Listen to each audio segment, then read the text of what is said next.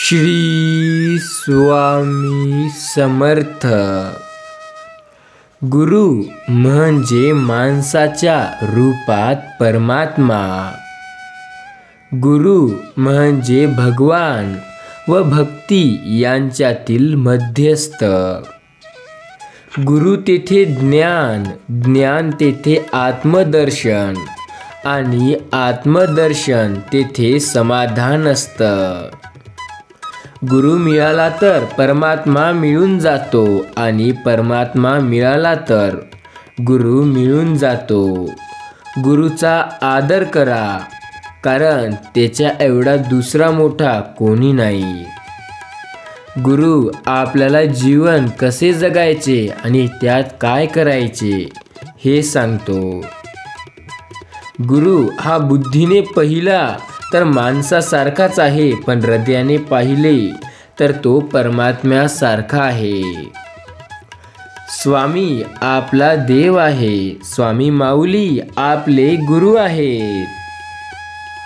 गुरुचा शोध करण्याची आवश्यकता नाही, कारण गुरुचा शिष्याचा शोध करत नसतात। स्वामी माऊली आपले गुरु आहेत। स्वामी माऊली आपल्याला कधीही कोणत्याच संकटात अडकू देणार नाही। तुम्ही शेवटपर्यंत ऐका, तुम्हाला स्वामींचा आशीर्वाद प्राप्त होईल। आज जर का तुम्ही न चुकता हा संदेश पूर्णपणे शेवटपर्यंत ऐकला तर भाग्यवंत ठराल। गुरु 3 प्रकारचे असतात: अधिकार तैसा उपदेश करणारे, उपदेशाचा पाऊस पाडणारे, मौनाने उपदेश करणारे। हे 3 प्रकारचे जीवनात गुरु असतात। तुम्ही स्वामींना मानत असाल, तुम्ही स्वामींवर विश्वास ठेवत असाल तर आत्ताच या चॅनलला सबस्क्राईब करा। चांगला माणूस ज्ञानाने सुधारतो तर वाईट माणूस आधीच बिघडतो। ज्ञान दिला तर तो आणखीन बिघडत असतो। आयुष्यामध्ये एक गोष्ट नक्की लक्षात ठेवा, चांगली माणसे स्तुतीने सुधारतात तर वाईट माणसे अधिक बिघडतात। जेव्हा तुम्ही इतरांशी चांगले वागता तेव्हा तुम्ही स्वतःशी उत्तम वागता। मनुष्याचा चांगलेपणा त्याच्या बरोबरच लोप पावतो, तर त्याचा वाईटपणा मात्र मागे राहतो। आपले कर्म वाईट किंवा चांगले या 2 प्रकारचे असतात। ते आपल्यावर असते की आपण ते कोणते कर्म लोकांवर करतो। आयुष्यात नेहमी चांगलेच कर्म करा, वाईट कर्म करून आयुष्य जगू नका। वाईट कर्म करून आयुष्य फारसे नाही। चांगली माणसे आपल्या आयुष्यात यायला वेळ लागेल, पण चांगली माणसे आपल्या आयुष्यात आहेत, आपल्याला ती मिळाली आहेत हे समजायला मात्र नशीब लागतं। वाईटाला वाईट म्हणणे म्हणजे त्याला आणखीन वाईट बनवण्यासही व्यथा करणे आहे। जेव्हा चांगलं करावंसं वाटेल तेव्हा चांगलं करा, पण जेव्हा वाईट करावंसं वाटेल तेव्हा थोडा वेळ थांबा, कारण वाईट केल्याने कोणाचंच भलं झालं नाही। वाईट कराल तर तुमच्यासोबत देखील वाईटच घडेल। आदर्श चांगल्या गोष्टीसाठी दाखवावा, वाईट गोष्टी आपोआपच आत्मसात होतात। नेहमी चांगल्या गोष्टीकडे वळावं, चुकीच्या गोष्टीकडे तर सर्वच वळतात। एखाद्या वाईट माणसाला समाजात चांगले म्हणून लागला तर त्याला वाईट बनणे अवघड होऊन जाते। जेव्हा एखादा व्यक्ती वाईट असेल पण लोकांकडून त्याची तारीफ होत असेल, लोक त्याची वाहवा करत असतील, तर तो वाईटपणाला सोडण्याला सुरुवात करतो। जगात चांगले वाईट असं काहीही नसते। जे उपयुक्त ते चांगलं व जे घातक ते वाईट असतं, आपण असं म्हणतो। जर जग हे आपल्याला काहीही देत नसेल तर या जगातील लोकांचा काय विचार करायचा? स्वामी म्हणतात, कोणतीही गोष्ट चांगली किंवा वाईट नसते. आपल्या मनाचा आरसा जसा असतो त्याचप्रमाणे ती दिसत असते. जग हे भीतीच्या दिशेला जाते. या जगात दुनियेला सर्व काही आपल्या मनासारखं करून घेता येते. जग म्हणजे आत्म्याची पाठशाळा आहे. जग हे आपल्याला काहीही करण्यासाठी आहे. येथे आपण जे ठरवू ते करण्याची इच्छा असेल तर पहिले मेहनत करा, नंतरच यश मिळेल. जो जगाला लाथ मारतो त्याचे जग पाय धरते व जो जगाच्या पाया पडतो त्याला जग लाथ मारते. जग हे चक्राप्रमाणे आहे. तुम्ही त्यावर बसून फिरत राहाल पण पोहोचणार कुठे नाही. वाटेल की हे मिळेल ते मिळेल परंतु मिळणार काहीच नाही. जीवन म्हणजे नवे जुने यांचा संघर्ष. जीवन म्हणजे मृत्यूशी चाललेला लपंडाव. जीवन म्हणजे बऱ्या वाईट स्मृतीचे गाठोडे. जीवन म्हणजे सुख दुःखाच्या मिश्रणाने भरलेले नाटक. जीवन म्हणजे बुद्धिशील आणि चारित्र्य यांचे संवर्धन. जीवन म्हणजे विचार, अनुभव, श्रद्धा यांचे फळ. जीवन म्हणजे बुद्धी, भावना आणि शरीर याचा त्रिवेणी संगम होय. जीवन म्हणजे भोग आणि त्याग, हास्य आणि अश्रू यांचा त्रिवेणी संगम. जीवन म्हणजे आरंभाकडून अनंताकडे चालू असणारा अखंड प्रवाह. जीवन म्हणजे सुख दुःख, चोकड्या आणि जन्ममृत्यूची सीमा असणारा प्रवास होय. जीवन म्हणजे आशा आणि निराशा यांची खो खो खेळावे म्हणून तयार केलेले क्रीडांगण. जीवन सौंदर्याची फुले व प्रेमळ आकाशात उमलला. जीवन क्षणाक्षणे बनते, क्षण आता जीवन जाते. जीवन हे वाईटातून चांगले आणि चांगल्यातून वाईट काढण्यातच संपते. जीवनाची पायरी क्षमा, सहानुभूती आणि प्रेम यांनी बनलेली आहे. जीवन हा एक बाजार आहे. या बाजारात प्रेमाची देवाणघेवाण करावी लागते. जीवन ही एका नाजूक वेल आहे आणि सुख हे त्यावर फुलणारे फुले आहेत. जीवन ही एक शाळा आहे. या शाळेत आपण नित्य नवीन काहीतरी शिकत असतो. जीवन हा एक जुगार आहे. दुःखही त्यातील, सारं सुखही त्यातील, यशही त्यातील, अपयशही त्यातील. आपण फक्त आपले मन जोडतो. जीवन शून्य आहे. एके दिवशी मृत्यूच्या हाताने ते शून्य या जगाच्या पाठीवरून पुसले जाईल. जीवन हे एक संसाररूपी सरोवरातील कमळ आहे. ते दुःखाच्या रात्री कोमेजते व सुखाच्या पहाटे उमजते.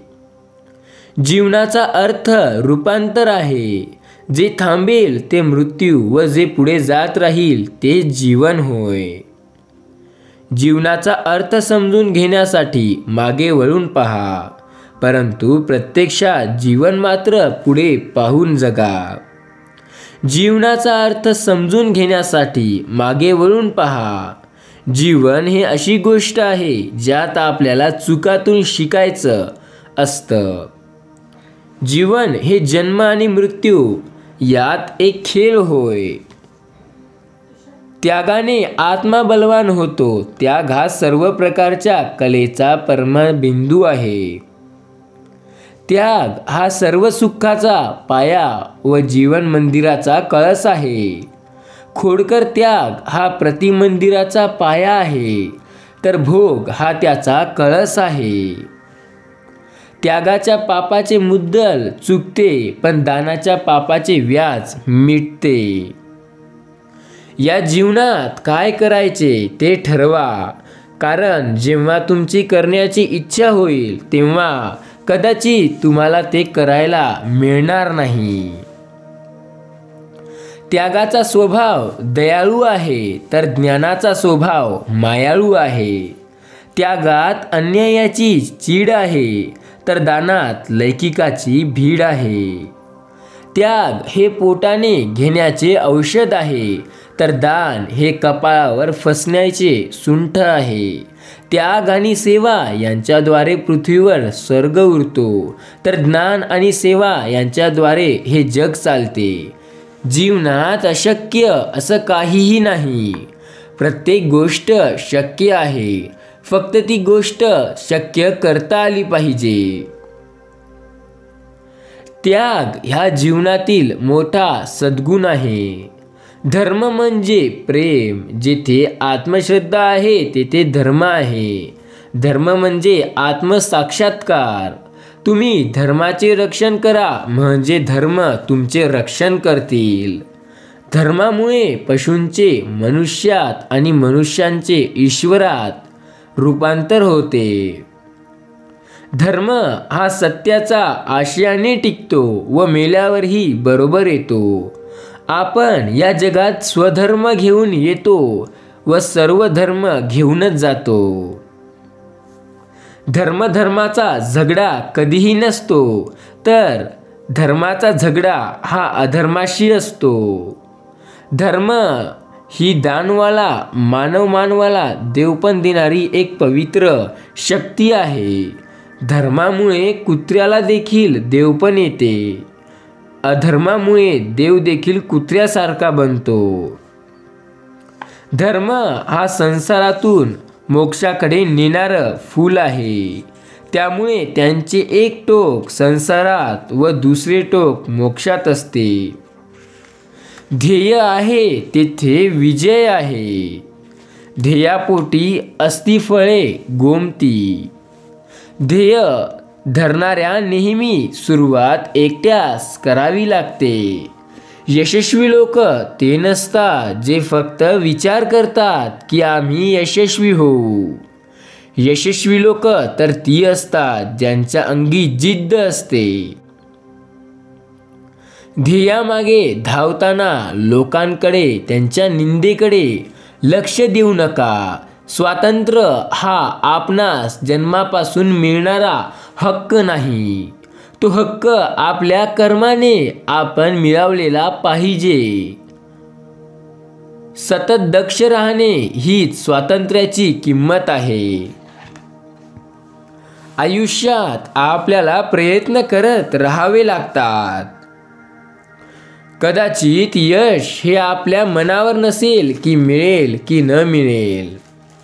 मात्र आपल्याला जे करायचे ते केल्याशिवाय राहू नका. एक गोष्ट लक्षात घ्या, आपल्याला जे काही हवं आहे, जे काही ध्येय गाठायचे आहे ते तुम्हाला नक्की मिळेल. फक्त कर्म श्रद्धेने ठेवा. श्रद्धेचे सामर्थ्य खूप मोठे आहे. एक छोटीशी कहाणी आहे, त्यामध्ये तुम्हाला कळेल श्रद्धेचे सामर्थ्य. एक नौका समुद्रातून जात असताना एकाकी तुफान वादळ सुरू झालं. समुद्रात लाटांचं थैमान सुरू झालं. त्या नौकेतील जवळजवळ सर्व माणसं आता नौकेबरोबर आपणही बुडणार या भयाने आकांत करू लागली. एक तरुण मात्र तशाही स्थितीत निश्चितपणे बसून राहिला होता. त्याला तसा स्वस्थ चिंताने बसलेला पाहून त्याच्या बायकोने त्याला चिडून विचारलं, अहो, सर्वजण घाबरून आकांत करू लागले असता तुम्ही असे निश्चितपणे कसे काय बसलात? त्या तरुणाने पत्नीच्या प्रश्नाला उत्तर न देता आपल्या सदऱ्याच्या खिशातला चाकू काढला. तो उघडला आणि सर्वत्र रडारड चालली असताना मी केवळ स्वस्थ राहिलो म्हणून मला दूषण देतेस. हो, मरायला तयार असे म्हणून त्याने हातातील त्या चाकूने तिच्यावर वार करीत असल्याचा केवळ अविभार्य केला. परंतु एवढे करूनही ती न घाबरता स्वस्थ बसून राहिल्याचे पाहून त्याने तिला विचारले, काय ग, मी तुझ्यावर एक धारदार चाकूने वार करण्याचा हालचाल केली पाहून तू घाबरली कशी नाही?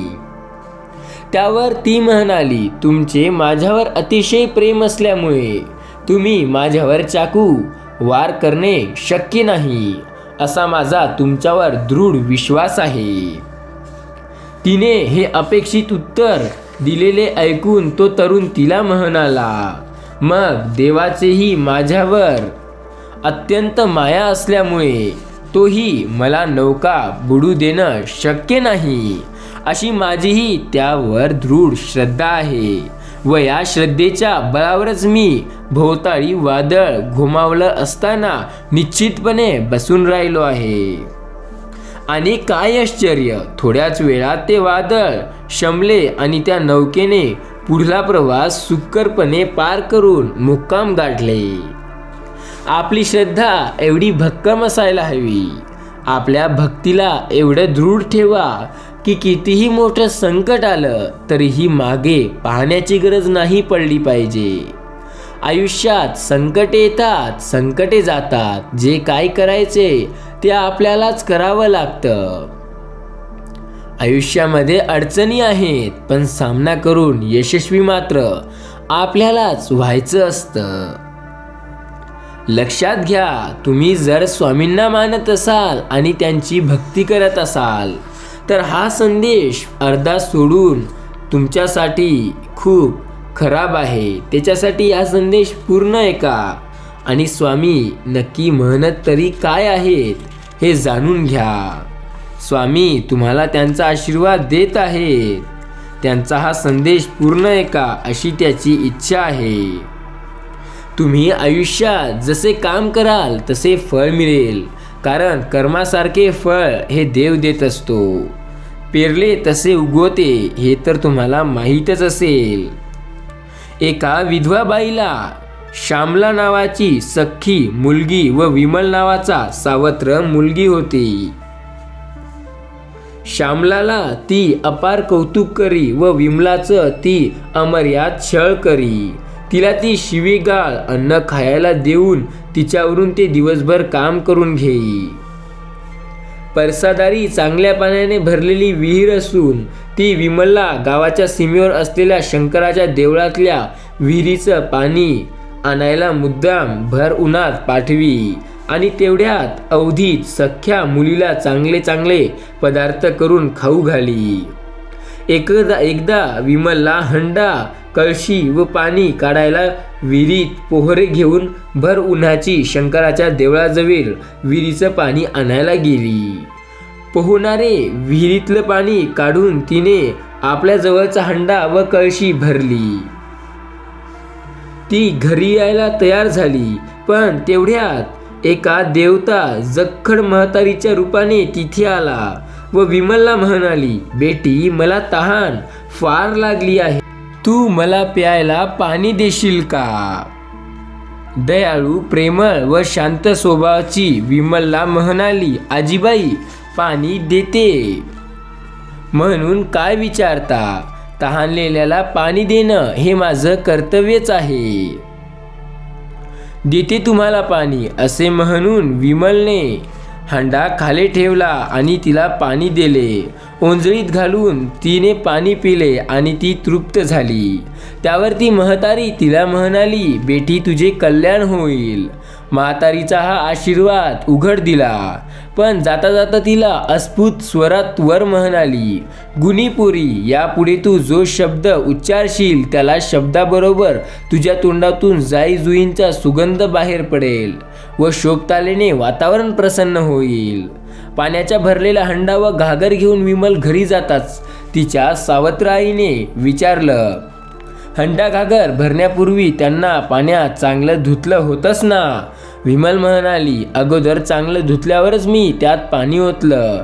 ती असे म्हणण्याचं जाईजुईच्या सुगंधाने तो घर भरून गेलं. तो सुगंध नाकात जाता सावत्र आई तिला म्हणाली, अगं नटवे, कुणाच्या घरी जाऊन अंगावर अत्तर चोडून आली? खरं बोल, नाहीतर लोखंडाच्या फुंकीने चुलीवर चिकणाऱ्या तपवातून तुझ्या गालाला चटका देईल. यापूर्वी मांडीला, पायाला, पोटरीवर खूप जास्त डाग मिळाले असल्याने भयभीत विमल झाली. काकूळ तिला येऊन म्हणाली, आई, देवाला स्मरून सांगतो की मी कुणाकडे जाऊन अत्तर चोपडून घेतलं नाही. विहिरीवर जाऊन पाणी भरून होता तेव्हा एक म्हातारी आली, माझ्यापासून पाणी मागू लागली. तिला मी पाणी देताच तिने मला तुझे कल्याण होईल असा आशीर्वाद दिला व ती निघून गेली. बस, याशिवाय रस्त्याने जाता येता कुणाची भेटही झाली नाही. मग अत्तर कुणाकडून लावून घेणार? विमलने केलेला हा खुलासा पटल्यामुळे तिची सावत्री आई मान हलवली आणि म्हणाली, विमलकडून पाणी मागणारी व तिने पाणी दिल्यावर तिला आशीर्वाद देणारी म्हातारी ही खरी म्हातारी नसून बहुधा त्या रूपात प्रकट झालेली ती वनदेवी असावी व म्हणून तिच्या साध्या आशीर्वादामुळे हिच्या तोंडातून बाहेर पडणाऱ्या शब्दांगणित जाईजुईंचा सुगंध दरवळण्याची किमया घडून येत असावी. तेव्हा आपण आपल्या लाडक्या श्यामालाही पडवून विहिरीत पाणी आणायला पाठवावे व ती म्हातारी आली की तिला पाणी द्यायला सांगावे. श्यामालाच्या तोंडातूनही शब्दगणित जाईजुईंचा सुगंध दरवळू लागेल आणि विमलला मिजास उतरेल. हंडा व घागर धरून ते आपल्या लाडक्या मुलीला जमणार नाही म्हणून तिने तिच्या हाती तांब्या व चंबू दिली आणि विहिरीत गेल्यावर कसे वागायचे याची शिकवण देऊन ती निघाली आणि यशस्वी हो असं तिनं तिला आशीर्वादही दिला. स्वार्थी, हेकट व तोंडाळू असलेल्या श्यामाला दुसऱ्याची मदत करण्याची सवयच नव्हती. त्यामुळे विहिरीवर गेल्यावर एकाच पोहणाऱ्यातील पाण्यातील तांब्या व जंबू भरून जाता श्यामाला घरी यायच्या निघाली तेव्हा पूर्वीच म्हातारी तिच्याकडे आली व पाणी मागू लागली.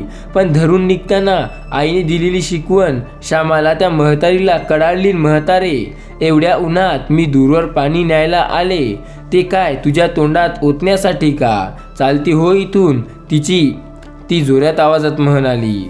माणुसकीबद्दल पाहून विचार करू नको असं म्हणत, हे उमट पोरी, यापुढे तुझ्या तोंडातून बाहेर पडणाऱ्या प्रत्येक शब्दावर असहम्य अशी दुर्गंधी बाहेर पडेल आणि प्रत्येक माणूस तुझ्यापासून दूर राहण्याचा प्रयत्न करेल. हा माझा तुला श्राप आहे. म्हातारीचा तो श्राप ऐकता श्यामाला तिच्या आईच्या शिकवणीची आठवण आली. ती मनात अत्यंत दुःखी झाली व कशीबशी घरी गेली. ती घरी पोहोचताच तिने आईला विचारले, श्यामलं, म्हातारीच्या रूपात ती वनदेवी तुझ्याकडे पाणी मागायला आली का? दिसलेस ना, तू दिले ना पाणी? अगं लवकर बोल, म्हणजे तुझ्या तोंडातून बाहेर पडणाऱ्या प्रत्येक शब्दाबरोबर सुगंध दरवळेल आणि घरातील वातावरण कसं आनंदी होतंय ते बघ. यावर श्यामा म्हणाली, आई, शंकराच्या विहिरीजवळ ती म्हातारी आली. तिने माझ्याकडे पाणीही मागितले, परंतु कुणाला मदत करण्याचे किंवा कुणाशी गोड बोलण्याचे वळण तू मला कधी लावले नसल्याने तिला माझ्याकडे पाणी मागताच मी माझ्या स्वभावानुसार तिला पाणी देण्याऐवजी शिव्या देऊन हाकलून लावले. त्यामुळे तिने मला श्राप दिला. श्यामला हे सांगून लागताच तिच्या तोंडाहून बाहेर पडणाऱ्या शब्दापैकी इतकी दुर्गंधी बाहेर पडू लागली की शेजारच्या पाजाऱ्यांनाही ती दुर्गंधी असहनीय होऊ लागली. घराबाहेर पडताना ती दूर निघून गेली. राजाकडे त्याबद्दल तक्रार जाताच व त्याला सविस्तर हकीकत कळताच श्यामला व तिची आई यांना काही रक्कम देऊन राज्याबाहेर घालवून दिले. तर विमलला सद्गुणांची माहिती मिळाल्यामुळे आपल्या खर्चाने तिला पुरेसे शिक्षण देऊन नंतर तिला आपली सून करून घेतले. राजाने हे काय केले असे तुम्हाला वाटत असेल, पण आयुष्यात एक गोष्ट लक्षात ठेवा, तुम्ही जसे काही शिकवण तुमच्या लेकरांना द्याल ते तुमचे संस्कार तसेच दाखवतील. स्वामी म्हणतात, आज तुम्हाला मी एक अशी कथा सांगणार आहे. ज्या कथेला तुम्ही जर पूर्ण ऐकलं तर आयुष्यात चमत्कार नक्की. तुम्ही शेवटपर्यंत ही कथा ऐका, तुम्हाला हिचा अनुभव येईल. वनात शिकारीसाठी गेलेल्या एका राजाला रानवाटेने आपल्या आश्रमाकडे चाललेला एक ऋषी भेटला. त्याला नमस्कार करून राजा म्हणाला, महाराज, आपण मला परमेश्वराचे दर्शन घडवाल का? त्याकरिता दीर्घकाळ तपश्चर्या करावी लागते, असे त्या ऋषीने उत्तर दिले. अशी उत्तर ऐकताच राजा म्हणाला, सध्या मला एवढा वेळ कुठं आहे, परंतु म्हातारपणी माझा आपल्याकडे मी नक्की येईन आणि परमेश्वराच्या प्राप्तीसाठी आपल्या मार्गदर्शनाखाली तपश्चर्या करीन. राजे असे म्हणताच त्या ऋषीने थोड्याच अंतरावर पडलेल्या माणसाच्या कवटीला मुद्दामच वंदन केले. ते पाहून राजाने विचारले, महाराज, त्या मानवी कवटीला आपण का वंदन करीत आहात? ऋषी म्हणाला, ही कवटी कुणी साध्यासुध्या माणसाच्या मस्तकाची नसून थोड्याच वर्षीपूर्वी होऊन गेलेल्या सम्राट शिकारसिंह महाराजांची आहे. तेही या रानात शिकारीसाठी येत आणि उपद्रवी प्राण्याप्रमाणे जीवांच्या करमणुकीसाठी निरुद्र प्राप्ती प्राण्यांचीही शिकार करीत. पण अखेर एक दिवशी वाघाच्या शिकारीसाठी या वनात आलेल्या त्यांचीच एका वाघाने शिकार केली. त्यांना वाघाने मारल्याचे कळताच त्यांच्या पुतण्याने त्यांचे सिंहासन बळकावले व त्यांचे प्रेत जसेच तसे रानात पडू दिले. पण त्यावर मांसभक्षी वन्य श्रपाद्वे तुटून पडली आणि त्यांची कवटी व काही हाडे तेवढी मागे राहिली. गेली 8-10 वर्ष ती जिथल्या जिथे पडून राहिली. राजाने विचारलं, त्यांची व आपली चांगली ओळख होती का? नव्हती तशी आमची ओळख, पण तुमच्याप्रमाणेच तेही मला या रानात भेटले व मी त्यांची परमेश्वराची गाठ घालून द्यावी असे ते मला म्हणाले. पण त्याच्यासाठी दीर्घकाळ तपश्चर्या करावी लागते असे मी त्यांना सांगताच त्यांनीही ती करण्यासाठी आपण म्हातारीपणे तुमच्याकडे येऊ असे मी त्यांना सांगताच त्यांनीही मला तोच म्हणाले असे मला आश्वासन दिले. परंतु त्यापूर्वीच त्या वाघाने त्या राजाची व देवाची भेट अशा वेगळ्या तऱ्हेने घडवून आणली. ऋषीने ज्या शब्दात ती घटना सांगली त्या शब्दामागे दडलेला अर्थ राजाला समजला व तो म्हणाला, भगवंत आयुष्याचा भरवसा नसेल, देवाला प्रसन्न करून घेण्यासाठी तपश्चर्या म्हातारपणे पर्यंत पुढे ढकलणे हे मूर्खपणा असल्याने मी आत्ताच घेण्यासाठी तयार आहे. आपल्याबरोबर आपल्या आश्रमात येतो व तपश्चर्येला प्रारंभ करतो. तो ऋषी म्हणाला, महाराज, प्रत्येकाने करावयाच्या तपश्चर्येचं स्वरूप वेगवेगळं असतं. ज्ञानप्राप्तीसाठी जीव ओतून साधना करणे ही विद्यार्थ्याने करण्यासाठी तपश्चर्या. पूर्वसूरींना निर्माण केलेल्या ग्रंथातील जे विचार लागबहारे झाले आहेत ते निर्दयीपणे त्यागून त्यातील जे विचार आपल्याला कळालाही उपयुक्त आहेत ते ग्रहण करणे आणि नवसाजामध्ये धारणेसाठी नवे नवे विचार समाजाला देणे ही विद्वानांची तपश्चर्या आहे. मावळातील पोहोचलेल्या आईवडिलांची मनोभावाने सेवा करणे ही त्यांच्या मुलामुलींची तपश्चर्या आहे. तर प्रजेचे पालन करणे, राजाचे रक्षण करणे, राज्यातील कला व व्यापार ऊर्जितास्थळे येतील यासाठी अहर्निश झटणे हे तुझ्यासारखे राजाने करावयाचे तपश्चर्याचे स्वरूप आहे. आपापली कर्तव्य सोडून जर प्रत्येकजण देवाच्या प्राप्तीसाठी झटू लागला तर समाजाची धारणा होणे अशक्य आहे. तेव्हा कर्तव्याची परिपूर्ती हीच तपश्चर्या आहे हे लक्षात ठेव व त्याचप्रमाणे वाग. त्या ऋषीचा हा उपदेश पटल्यामुळे राजाने त्यांना मनोभावाने नमस्कार केला व ते तेथून निघून गेला. आयुष्यात आपल्या तपश्चर्या ती नव्हे जी आपण देवासाठीच वेळ काढून करतो. आपल्या आयुष्याची खरी तपस्या म्हणजे ती होय जी म्हणजे आपण आपले काम तिच्यामध्ये पूर्णपणे पार पाडतो. लक्षात ठेवा, तपश्चर्या आपली आहे आणि ती आपल्याला मात्र नक्की करावी लागते. त्यामुळे आयुष्यात देवाला नका तपस्या करू, तर तपस्या करा ती तुमच्या कामात इमानदार राहून, प्रामाणिकपणे काम करून आणि निष्ठेने कामात सुरुवात करून. विश्वास ठेवा, स्वामी पाठीशी आहे, ते कधी आपल्याला मागे येऊ देणार नाही. आयुष्यात एक गोष्ट लक्षात ठेवा, काही चांगल्या गोष्टी घडण्यासाठी आपल्याला त्याग करणे आवश्यक आहे. एकदा काय झालं, एका राज्यात महाभयंकर दुष्काळ पडला. सतत 2 वर्षे पाऊस पडत नसल्याने नद्या व सरोवरे आटली. झाडांची पाने गळून त्यांचे खराटे बनले. लोकही अन्न पाण्याविना पटापटा मरू लागले. परंतु तशाही परिस्थितीत एका गावाचा थोर मनाचा धनिक माणूस आपल्या जवळचे थोडे थोडे धान्य आपल्या गावकऱ्यांना देऊन त्यांना कसेबसे जगवित होता. पण अखेर त्याच्या जवळचेही धान्य संपले आणि स्वतः त्यालाही भुकेने मरण आले. तो मेल्यावर गावकऱ्यांनी त्याचे घर धुंडाळले तेव्हा त्यांना त्याच्या घरात एका कोपऱ्यात धान्याचे भरलेले पोते आढळले. घरात धान्याने भरलेले एक पोते शिल्लक असताना हा थोर मनाचा माणूस अन्नाविना भुकेने तडफडून का मेला, असा प्रश्न त्यांच्यापुढे उभा राहिला. त्यांनी ते पोते उघडले तर त्यात त्याने पुढे चिठ्ठी लिहून ठेवली होती. हे धान्य जर मी गावकऱ्यांना वाटले तर फार त्यांना आणखीन एक दिवस पुरेसे व पुन्हा त्यांच्यापुढे अन्नाचा प्रश्न उभा राहील. म्हणून मी त्यांना हे धान्य वाटले नाही किंवा त्यासाठी मुठभर अन्न शिजवून मीही ते खाल्ले नाही.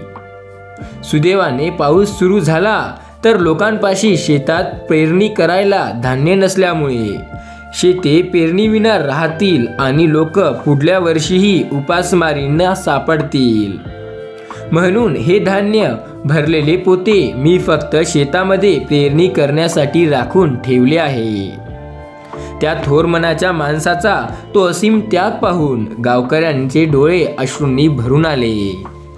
मित्रांनो, विचार करा, जर तुमच्या जवळ एका धान्याने भरून पोते असेल, त्यात अन्न असेल आणि तुम्ही उपाशी मरत आहात, तरी जर तुम्ही नाही खाल्ले, असं होईल का? पण त्या व्यक्तीने तेवढा त्याग केला, ते तर फक्त आपल्या लोकांच्या पुढच्या उज्ज्वल भविष्यासाठी.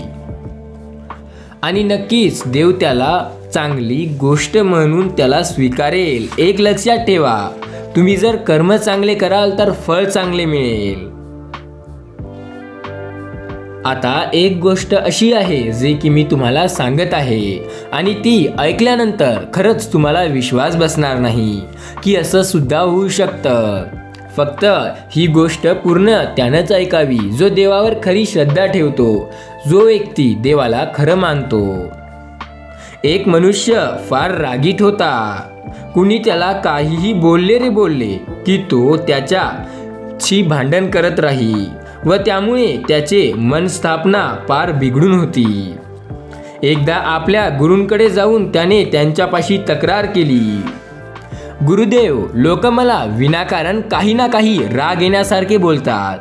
मग त्यांना मला 5 शिव्या दिल्या असल्या तर त्यांना 10 शिव्या देऊन त्यांची दिलेली शिव्याची मी अगदी दमापट्टीने परतफेड करतो.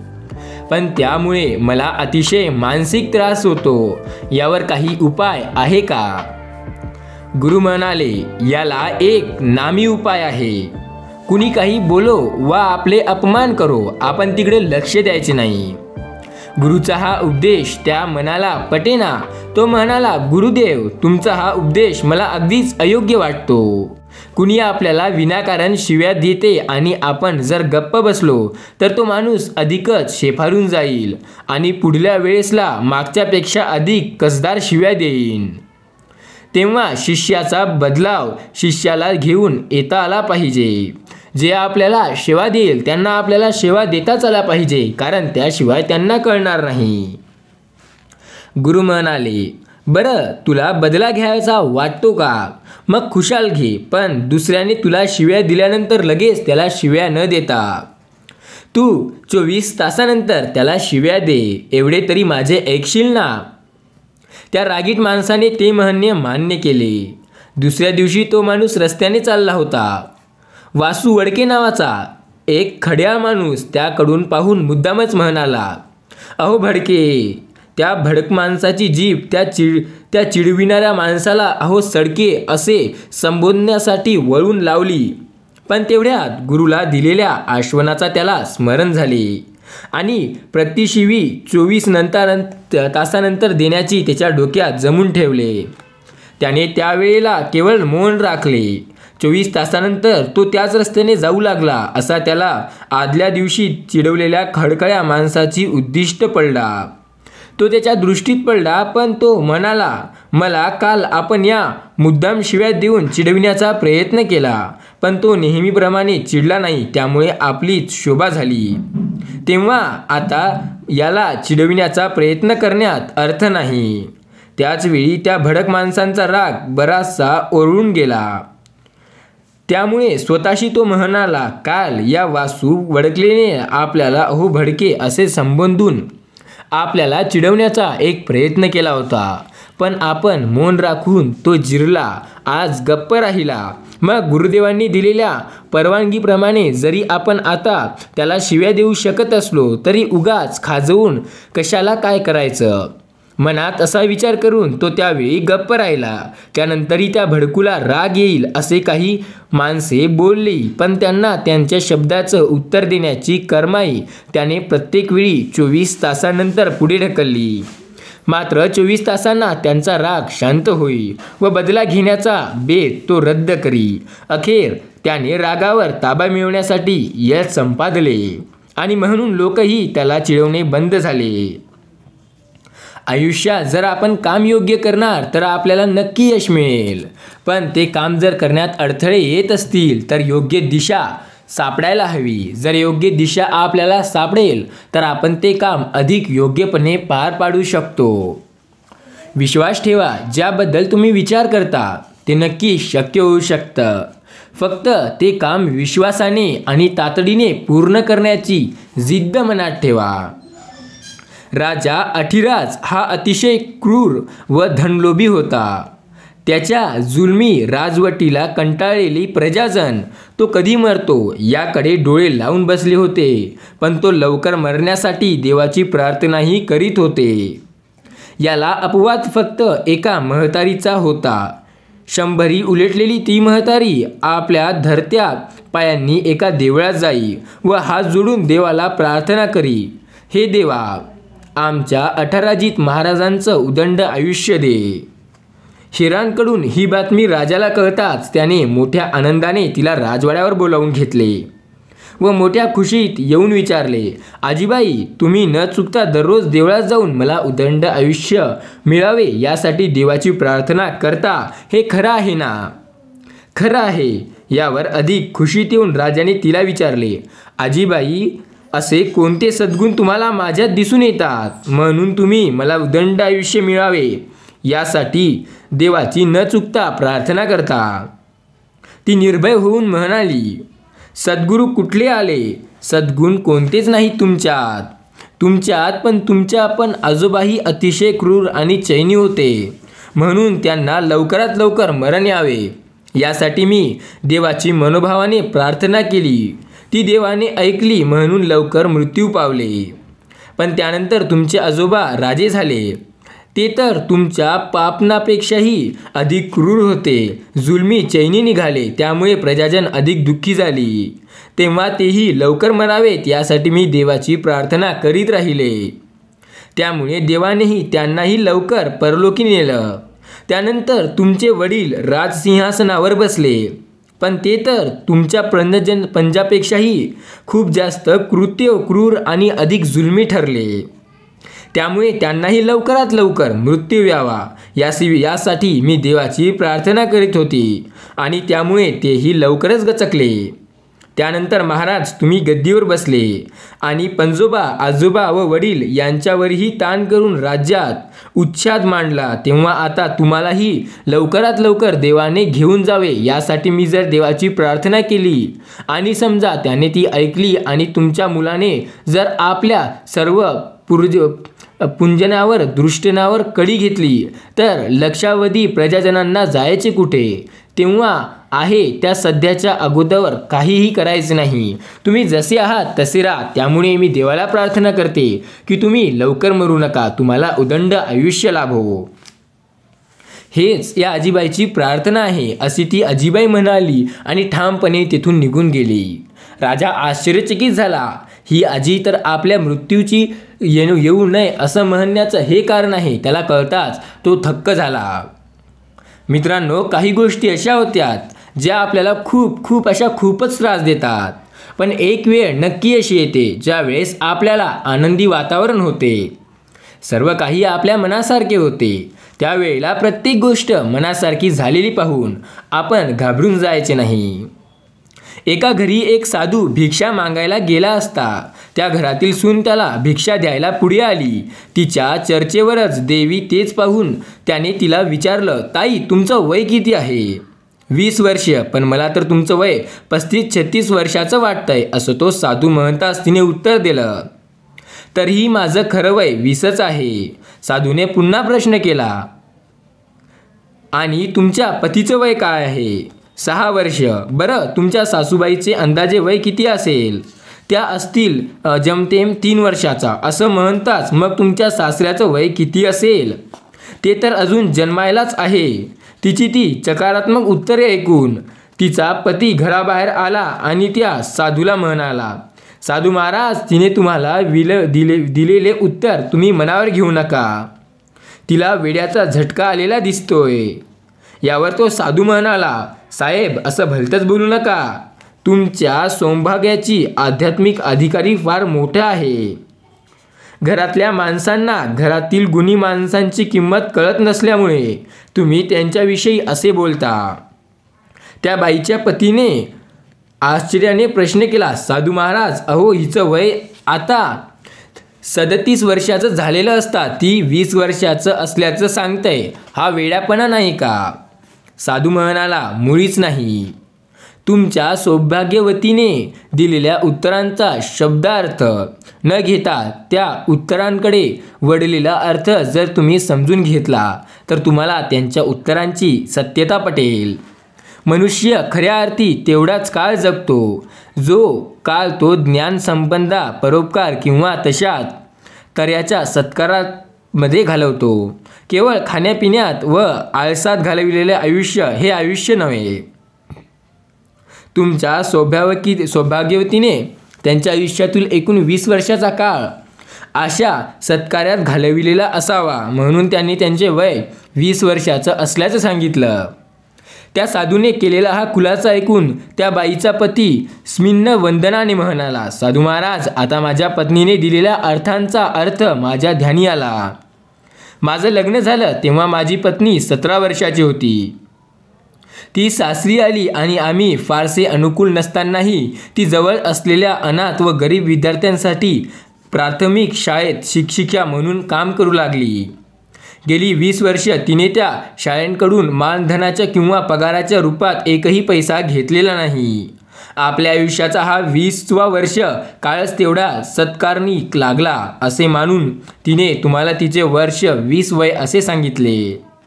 तिच्या या निरपेक्ष सेवेची महत्त्व उशिरा का होईना 6 वर्षापूर्वी माझ्या लक्षात आले. तेव्हापासून मी कामगार वस्तीला एक मोफत वाचनालय त्या संस्थेकडून कपरदिन्ह न घेता ग्रंथालयाचं काम करीत आहे. त्यामुळे माझ्या 42 वर्षाच्या वयातून मी केवळ स्वार्थात घालविलेले 36 वर्ष वजा करून माझ्या पत्नीने जे माझे वय 6 वर्षाचे असल्याचं तुम्हाला सांगितलं हे खरं आहे. पुढे परमार्थाशिवाय प्रपंच हा मीठ नसल्याने स्वयंपाकाप्रमाणे बेचव आहे. या गोष्टीचा माझ्या आईला जाणीव झाली. तेव्हापासून म्हणजे गेल्या 3 वर्षापासून ती दुपारचा स्वयंपाक तयार झाला की प्रथम त्याचा देवाला नैवेद्य अर्पण करते. मग प्रत्येकी 3 पोळ्या व पुरेशी भाजी घातलेली 5 डुबकी तयार करून ती रस्त्यावर भीक मागणारा बसणाऱ्या 5 अपंग भिकाऱ्यांना देऊन घरी येते व मग आम्हाला ते जेवाय घालते. तिच्या आयुष्यातील ही 3 वर्षे परमार्थाच्या दृष्टीने हिशोबात घेण्यासारखी आहेत. असा विचार करून माझ्या पत्नीने तिचे वर्ष 3 असल्याचं तुम्हाला सांगितलं.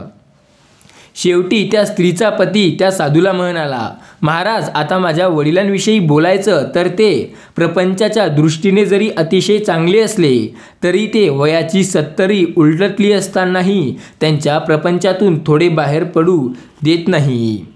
थोडेफार परमार्थ साधण्याची इच्छा होत नसल्याने ते तर अजून जन्मालाच आले नाही आहेत, असं त्याविषयी माझी पत्नी योग्यच म्हणाली. वर्षभर उन्हाकाड्या करून हे जे याने उत्तर दिलंय ते त्याला खूप लवकर कळालं, असं तो साधू महाराज म्हणाले. एक गोष्ट लक्षात ठेवा, आयुष्यामध्ये आपण जर सत्कर्म करू तर तेच आपले खरे आयुष्य असतात आणि ते जगणे आपले काम आहे, ते जगणे आपले कर्तव्य आहे. आयुष्य असे जगा की 4 लोक म्हणले पाहिजे की काय आयुष्य जगतोय हा, याच्यासारखं आयुष्य तर कदाचितच कोणी दुसरं जगत असेल. आयुष्यात म्हणतात की नेहमी शेवट गोड व्हावा, तर गोड शेवट कसा होतो आणि कसा करायचा असतो किंवा त्यात काय गोष्टी राहतात हे स्वामींनी त्यांच्या एका कथेत सांगितले. स्वामींची ही कथा आज मी तुम्हाला सांगणार आहे, तर शांतपणे गोड शेवट ही कथा स्वामींची पूर्ण ऐका. स्वामी म्हणतात, सतीश आणि नितीश हे दोघे जरी एकाच शाळेत व एकाच इयत्तेत शिकत होते तरी त्या दोघांची परिस्थिती जमीन अस्माच्या अंतर होता. सतीश हा श्रीमंत आईवडिलांचा मुलगा असल्याने एका आलिशान बंगल्यात राहत होता, तर एका गरीब शेतकऱ्याचा मुलगा असलेला नितीश हा एका चंद्रमौळी झोपडीत राहत होता. सतीशा ताटात वाढले जाणारे सुग्रास अन्नही जेवायला वरवर खात खात त्यातली काही टाकून देत होता, तर नितीशला साधे अन्नही 2 वेळा पोटभर मिळण्यास वांदे होते. पण असे तरी अभ्यासात तो सतीशपेक्षा कितीही अधिक हुशार होता आणि गुणी होता, त्यामुळे सर्व शिक्षकांचा त्यावर फार जीव होता. अभ्यासात नितीशसारख्या जर आपल्या मुलाला साथ मिळावी तर याची अभ्यासात प्रगती होईल, असा विचार करून सतीशच्या आईवडिलांनी नितीशच्या आईवडिलांकडे दररोज आपल्या मुलाला पाठविण्याची विनंती केली आणि त्यांनी ती आनंदाने मान्य केली. अशा तऱ्हेने नितीश दररोज सकाळ संध्याकाळ सतीशकडे जाऊ लागला आणि दोघांचाही संगतीसोबतीने अभ्यास सुरू झाला. एके दिवशी सकाळी न्याहारी झाल्यावर सतीशच्या आईने आपल्या एका बशीत 10-12 काजू खायला दिले. त्यातील 2-3 तोंडात टाकून सतीश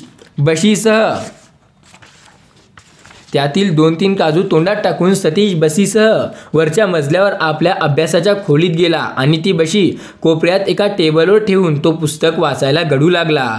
तेवढ्यात नितीश त्या खोलीत आला आणि त्याने दोघांनाही एकत्रित अभ्यास सुरू झाला. थोडा वेळ निघून गेला आणि सतीशचा मामा त्याच्या घरी आला. आवाज कानी पडलाच तो थोडा वेळ खाली गेला आणि मामाशी गप्पा मारून पुन्हा वर आला.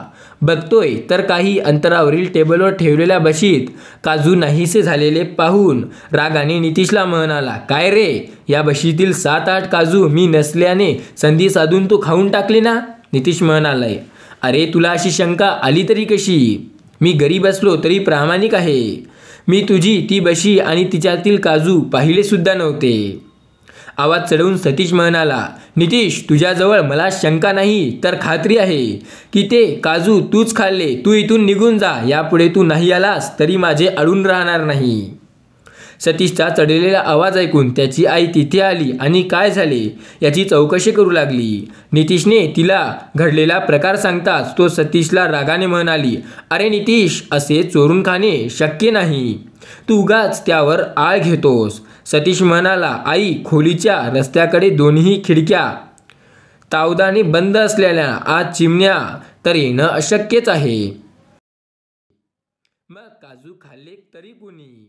का दिवसा उजेडी भूत येऊन ते खाऊन गेले काय?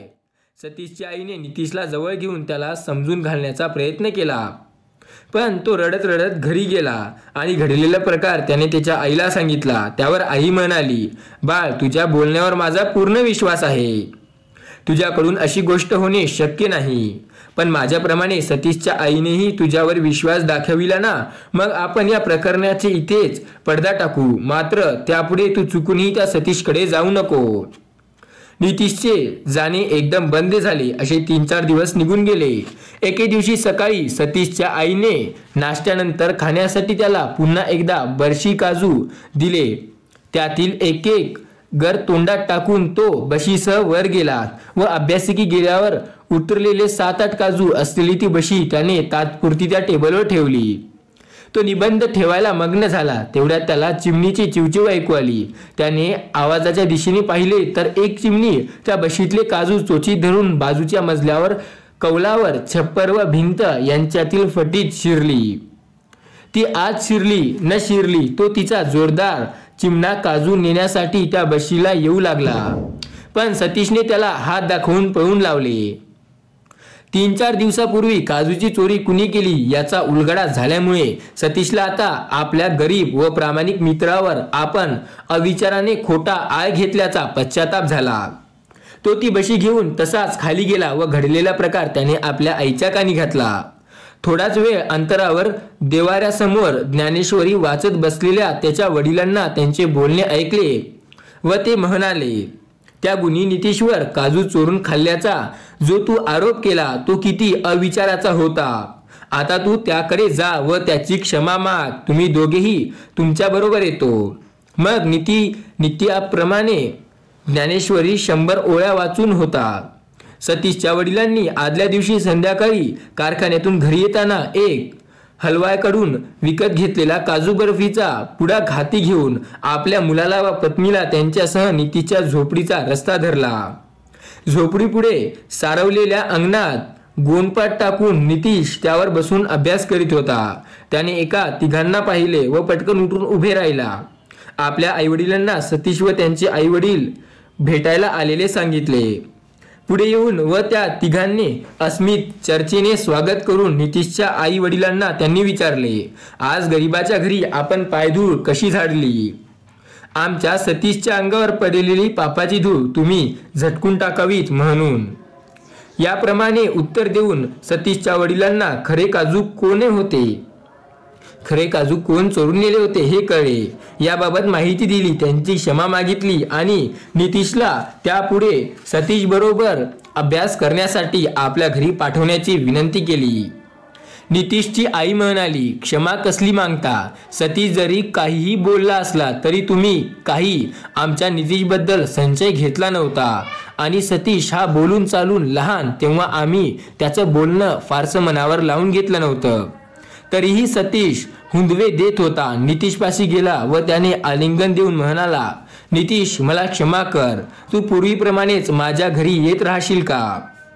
आपल्या आईवडिलांकडे पाहून व त्यांची खुनेला मिळालेली संपत्ती लक्षात ठेवून नितीशनेही सतीशला तसे आश्वासन दिले. मग वडिलांच्या सूचनेप्रमाणे सतीशने तो काजू बर्फीचा खोका आपल्या हाती घेतला व त्यातील एक तुकडा नितीशच्या तोंडात घातला.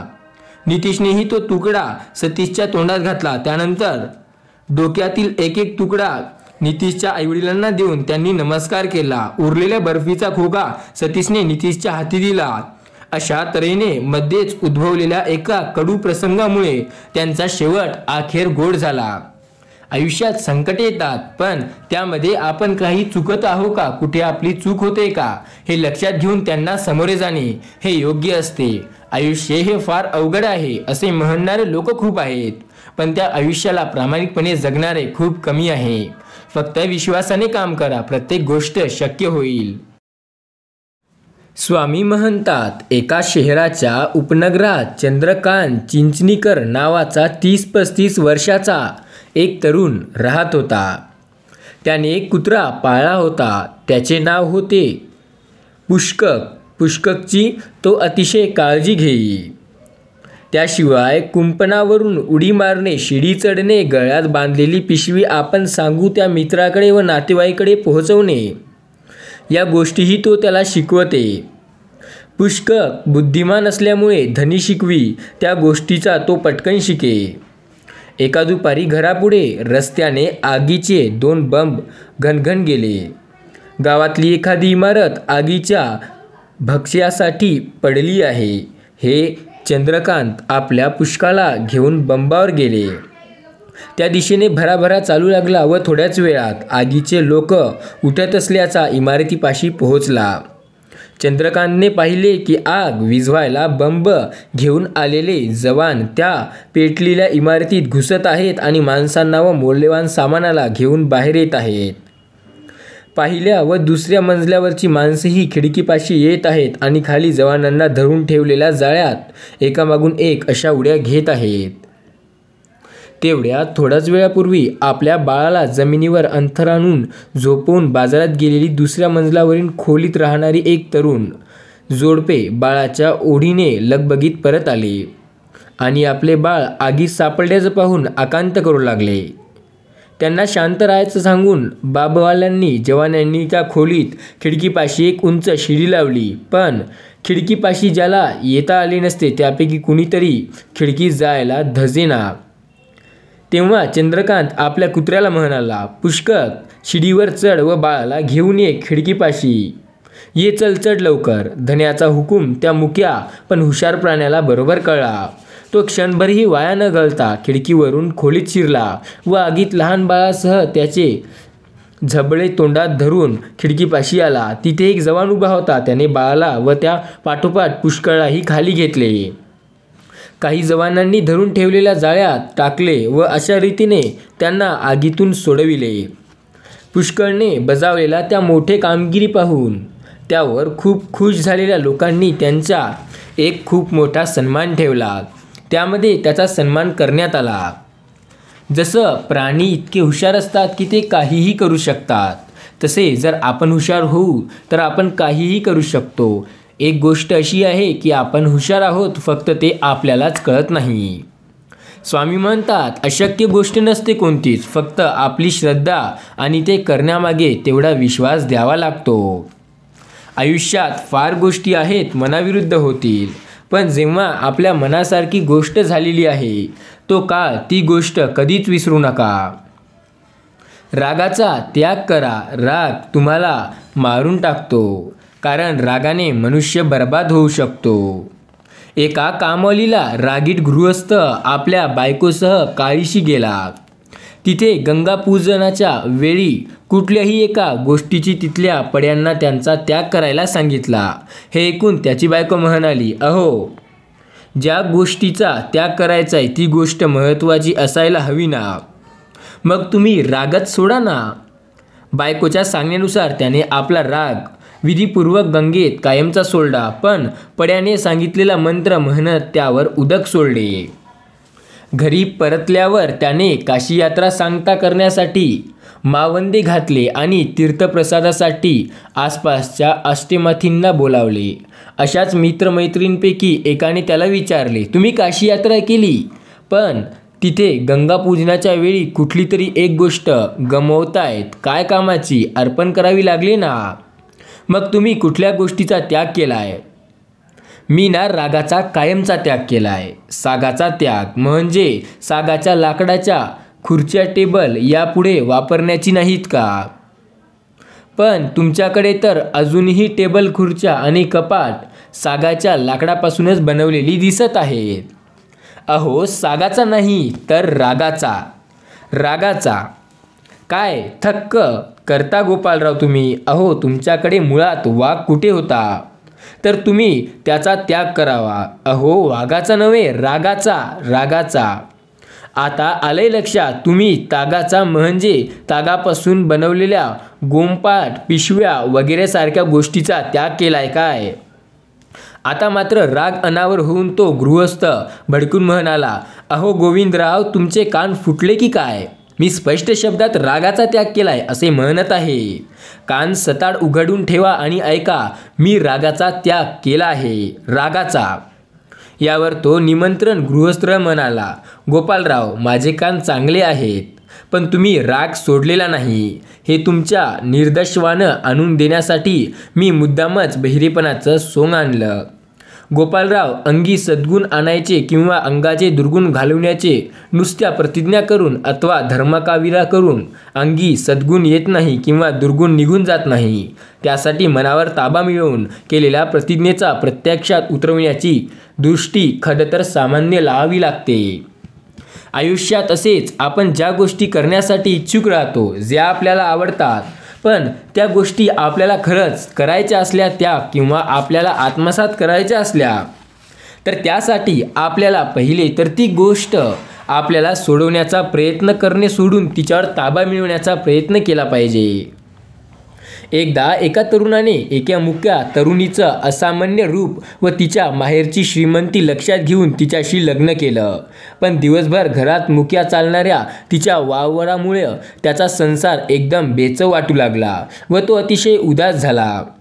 एके दिवशी काही कामानिमित्त तो जवळपासच्या एका गावी चालला होता. त्याला वाटत एक गृहस्थ भेटला.